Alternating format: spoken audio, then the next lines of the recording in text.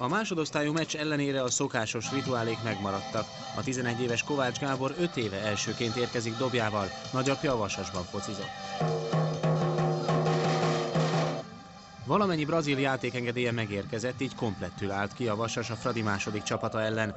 Az első félidő eredménytelensége után a 73. percben Klauderon fejesét bravúrral védte Ranilovics.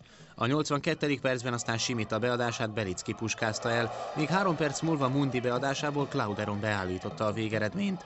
Vasas FTC 1-0, 2 döntetlen után első győzelmét szerezte a Vasas.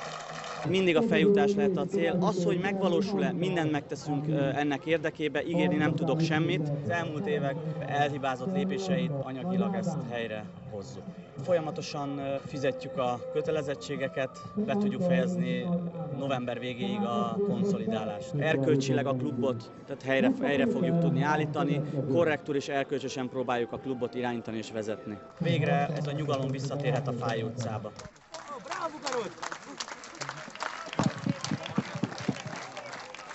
Köszönöm.